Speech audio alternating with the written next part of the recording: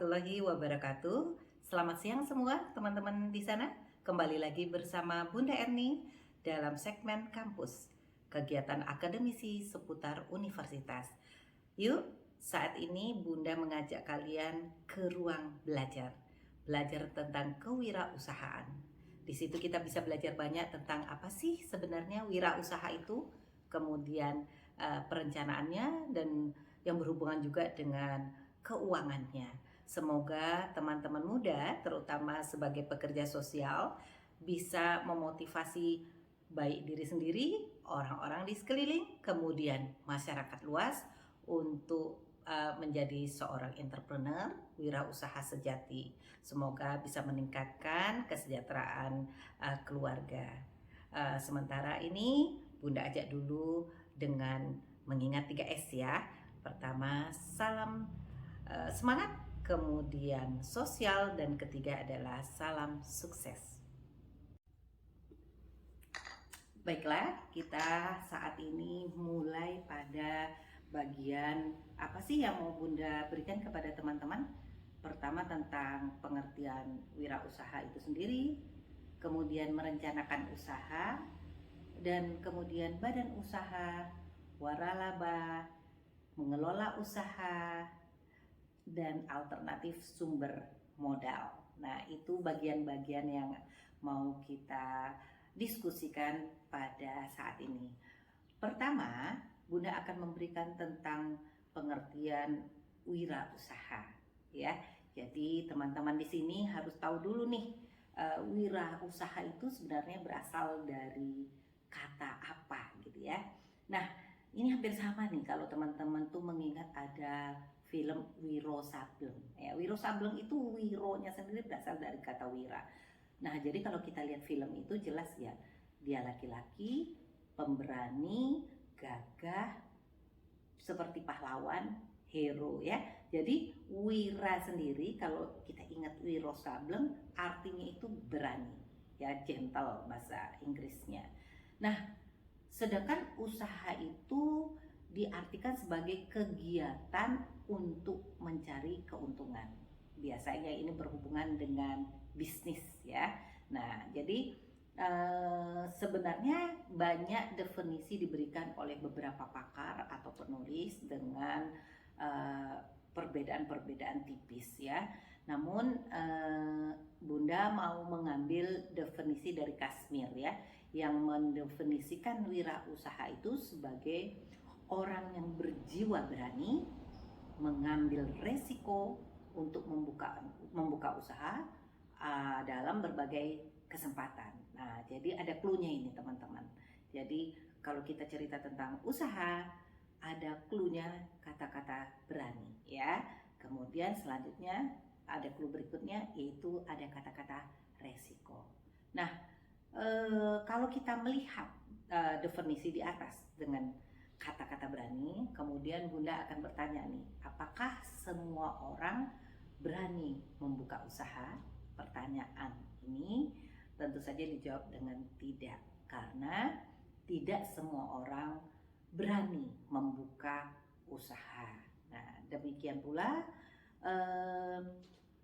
mereka tidak bisa mengambil keputusan dengan jelas karena tentu saja akan mengandung resiko.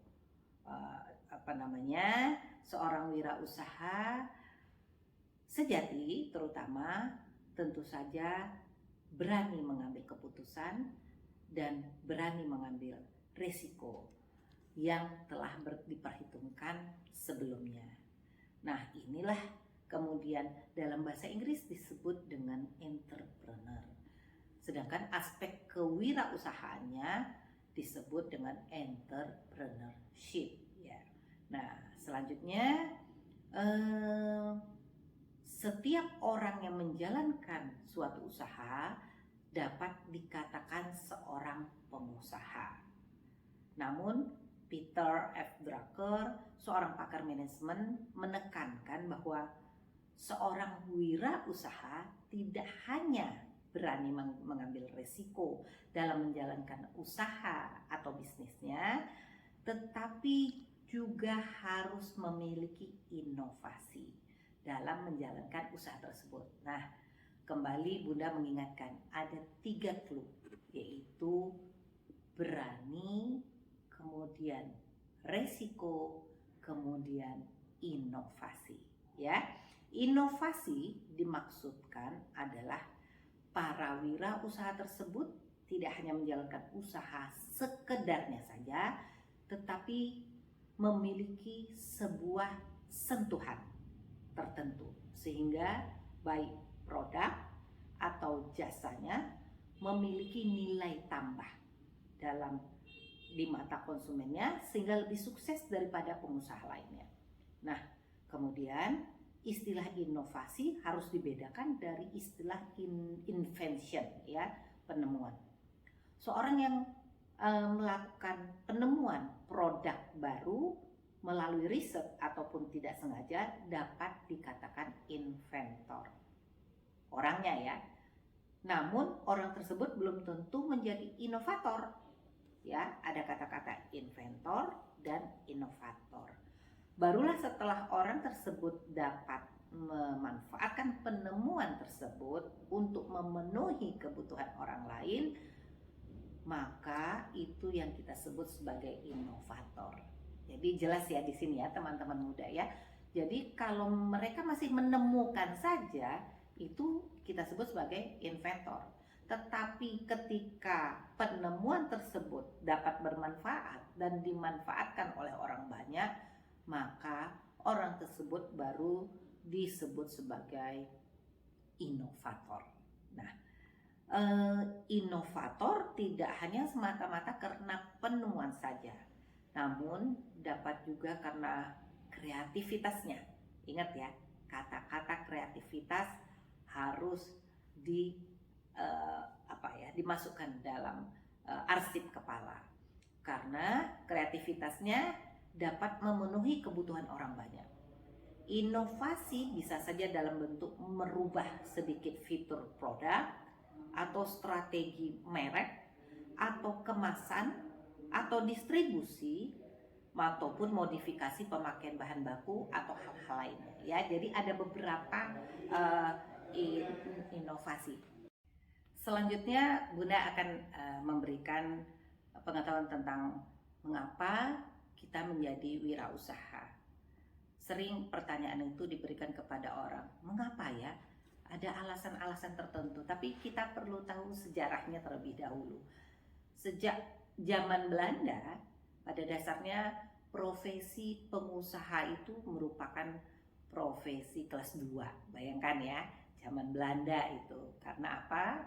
Karena pemerintahan Hindia Belanda memang lebih menghargai orang-orang yang bekerja pada pemerintahan Belanda sebagai pegawai negeri. Nah, jadi dulu itu pegawai negeri yang menjadi profesi kelas 1 ya. Akibatnya kebanyakan masyarakat kita tentu saja menginginkan dan lebih bahagia apabila anaknya dapat bekerja menjadi pegawai negeri ya. Jadi dulu itu pegawai negeri itu memang ranking atas ya, artinya bahagia banget lah ya orang tua ketika anaknya masuk pegawai negeri ya. Apalagi apabila tidak dapat menjadi pegawai negeri, maka pilihan keduanya menjadi karyawan perusahaan besar atau BUMN. Nah, jadi kita lihat ya perbedaan antara dulu dengan sekarang. Karena bisa kita katakan dulu juga gaji pegawai negeri bisa dikatakan cukup besar saat itu.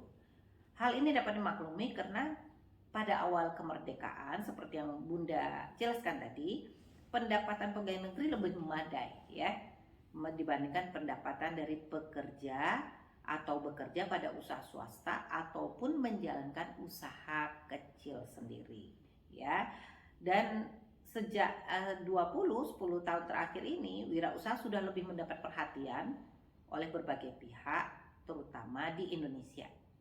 Di negara-negara maju, peran wirausaha sudah lebih lama diperhatikan dibandingkan negara kita sendiri, terutama wirausaha berskala kecil dan menengah atau UMKM. Ya, jadi di Indonesia baru mulai mendapat perhatian tentang wirausaha itu setelah terbukti peran usaha kecil dan menengah dapat bertahan dalam kesulitan ekonomi. Nah, hal ini terbukti juga ketika krisis ekonomi di Indonesia pada tahun 1998. Nah, teman-teman muda bisa perhatikan ya, dan observasi di lapangan ketika kita mendapatkan masalah COVID ya, di mana pegawai semua dinonaktifkan, perusahaan semua banyak yang bangkrut ya. Jadi tutup toko dan sebagainya. Tetap yang berhubungan dengan misalnya usaha kebutuhan sehari-hari malah maju, karena kebutuhan sehari-hari tidak bisa ditolak, karena memang itu kebutuhan kita, terutama makanan ya, makanan dan kebutuhan pokok rumah tangga. Nah, di situ kita melihat bahwa mulai melihat bahwa wirausaha ini akhirnya menjadi naik pamornya. Jadi sehingga orang akhirnya lebih banyak mau menjadi pengusaha dibandingkan PNS atau pegawai negeri sipil, yang makin lama ternyata pendapatan pegawai negeri sipil itu lebih kecil dibandingkan jika orang menjadi pengusaha. Nah, tentu saja ada banyak pertanyaan ya, alasan mengapa orang mau menjadi wirausaha. Ada banyak alasan-alasan yang diberikan kepada orang terhadap mengapa orang mau menjadi wirausaha ya.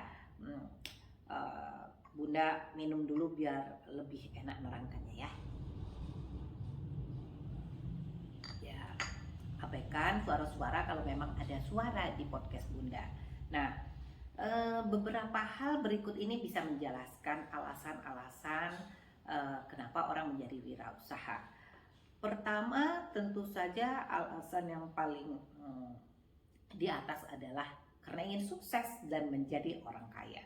Ya, banyak bukti wirausaha yang sukses dan kemudian dipublikasikan di media massa, ya, yang merupakan salah satu penyebab profesi ini menjadi lebih baik citranya di masyarakat. Jadi biasanya media massa akan menaikkan berita-berita tentang hebatnya seorang pengusaha menjadi berhasil dibandingkan pengusaha yang bangkrut, nggak ada diberitakan di media. Nah, sehingga hal tersebut memotivasi masyarakat atau penonton yang melihat berita tersebut untuk menjadi pengusaha juga ya.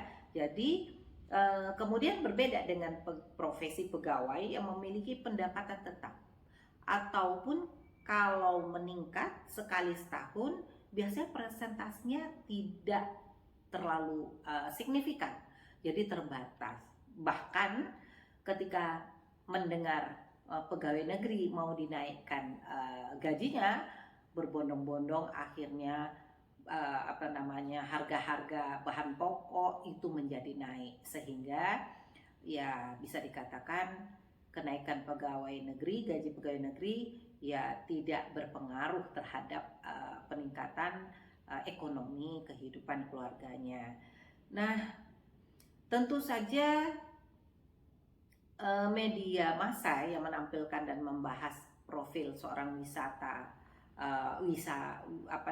wirausaha tadi akan mengemukakan profil mereka satu persatu dan akhirnya bisa memberikan motivasi ataupun contoh dari pengalaman mereka. Nah, hal-hal inilah yang akhirnya bisa memotivasi orang untuk menjadi seorang wirausaha ya, dibandingkan pegawai negeri. Nah, itu tadi alasan pertama. Kemudian alasan kedua adalah ingin bebas dalam berkarya. Jadi kita bisa melihat ya teman-teman muda, sifat manusia itu tidak sama. tidak akan pernah sama. Mereka mempunyai keunikan yang berbeda-beda, sehingga ada orang yang ingin teratur, pokoknya datang, pulang, kerja sedikit, bisa membawa gaji di akhir bulan. Nah, tapi ada juga orang yang kepingin bebas, tidak mau diatur oleh orang lain. Dia kepingin bebas, dia hidup sendiri. Nah, itu merupakan salah satu alasan mengapa orang menjadi wirausaha. Jadi, wirausaha merupakan salah satu penyebab orang melakukan kegiatannya dengan bebas, ya, bebas memilih bisnis yang akan dimasukinya, bebas menetapkan lokasi usaha, bebas memulai skala usahanya, dan juga bebas untuk menetapkan tujuan, hendak sebesar apakah usahanya kelak, apakah sekedar jalan saja ataukah ingin dikembangkan sebesar mungkin. Nah, ini Bunda pikir cocok untuk mereka-mereka yang misalnya males ya, jadi dia bisa melakukan usaha, yaudah segitu-segitu aja, yang penting hidup nyaman, hidup dapat uang sedikit, tetapi dia bisa santai hidupnya. Tetapi ada juga orang yang sifatnya kepingin memburu kesuksesan, memburu keuntungan sebanyak-banyaknya. Nah, jadi dengan wirausaha dia bisa menentukan segalanya, dan hal ini bisa memotivasi dia menjadi pengusaha yang sukses, ya. Nah, kemudian yang ketiga, alasan orang wirausaha bisa saja karena melanjutkan usaha orang tuanya. Nah, dia bisa meneruskan usaha yang telah dirintis orang tuanya, kemudian dia akan meneruskan lajur yang sudah ada, dan akhirnya membina kader-kader penerus mulai awal, dan orang tua yang sudah sukses akhirnya bisa melibatkan anaknya masuk dalam usahanya, sehingga akhirnya mau nggak mau anak itu tertarik, ya. Jadi banyak seperti itu, anak yang tidak tahu apa-apa, orang tuanya berbisnis apapun juga, akhirnya ikut melihat ibu atau bapaknya, dia akhirnya tertarik terhadap bisnis tersebut. Nah, ini merupakan keuntungan bagi orang tua, sehingga ketika orang tua kemudian tidak ada lagi atau misalnya meninggal, bisa diteruskan oleh anaknya dan kemungkinan usaha tersebut sukses. Lain ketika anak memang tidak ada minat sama sekali, tidak tertarik terhadap usaha orang tuanya, sehingga bisa saja ketika orang tuanya sudah tidak ada, usaha tersebut menjadi bangkrut dan tidak berkembang lebih lanjut. Nah, jadi ada beberapa alasan tadi sehingga mengapa orang tersebut menjadi wirausaha, ya. Kemudian selanjutnya adalah alasan orang melakukan wirausaha, ikut dalam wirausaha itu karena mengetahui potensi laba suatu jenis usaha, ya. Jadi apalagi sekarang dengan teman-teman muda yang sudah berpendidikan tinggi, ya, semakin tinggi semakin mempelajari ekonomi dunia, kemudian kira-kira usaha apa yang akan cepat menghasilkan uang. Jadi potensi pendapatan lebih baik dibandingkan bekerja pada orang lain atau bekerja sebagai pegawai negeri. Nah, oleh sebab itu makanya biasanya orang akan mengambil alasan ini untuk menjadi seorang wirausaha. Jadi daripada menjadi pegawai negeri dengan gaji kecil kemudian tidak bebas, sementara dia tahu bahwa ini potensi ke depan ini akan luar biasa, sehingga dia memilih untuk menjadi seorang wirausaha. Nah, itu tadi karena dia mengetahui potensi. Nah, kita sudah mengetahui beberapa alasan ya, seperti ingin sukses, ingin bebas, yang ketiga melanjutkan usaha orang tua, yang keempat mengetahui potensi. Nah, yang kelima adalah karena memang seseorang sudah memiliki keahlian teknis tertentu. Nah, jadi orang ini sudah ahli dalam satu bidang tertentu. Bisa saja misalnya dari kecil hobinya membuat kue gitu, setiap melihat kue senang gitu, jadi dia punya ide besar terhadap kue tersebut, kemudian senang makan juga, sehingga akhirnya dia memilih untuk wirausaha dibandingkan menjadi uh, seorang pegawai negeri. Nah, keahlian itu bisa saja diperoleh dari bangku kuliah atau kursus. Namun bisa juga karena bekerja pada perusahaan lain sebelumnya. Nah, jadi kalau Bunda kasih contoh itu ada Ustadz Reza, ya, Reza Abdul Jabar kalau tidak salah. Dia sekarang di New Zealand. Dia sekolah di sana bagian, kalau nggak salah, bagian peternakan atau hewan gitu ya. Akhirnya dia menjadi peternak sapi yang sukses dengan berapa ratus hektar lahan yang ada di New Zealand itu. Karena dia juga sekolah dia di situ, kemudian magang di perusahaan besar di situ, dan akhirnya dia bisa mengambil contoh dan akhirnya bisa menjadi pengusaha besar saat ini. Nah, itu salah satu alasan kenapa orang menjadi wirausaha. Nah, ini terakhir nih. Mengapa alasan orang menjadi wirausaha, yaitu karena terpaksa. Jadi kata-kata terpaksa itu juga sebenarnya bukan sesuatu hal yang negatif ya. Jadi karena terpaksa orang bisa menjadi wirausaha karena tidak ada pekerjaan lain yang berhasil diperolehnya. Bisa jadi dia ngelamar ke A, B, C, dan D, semua menolak ya. Kemudian dia juga misalnya tidak punya keahlian tertentu untuk menjadi diterima di salah satu perusahaan.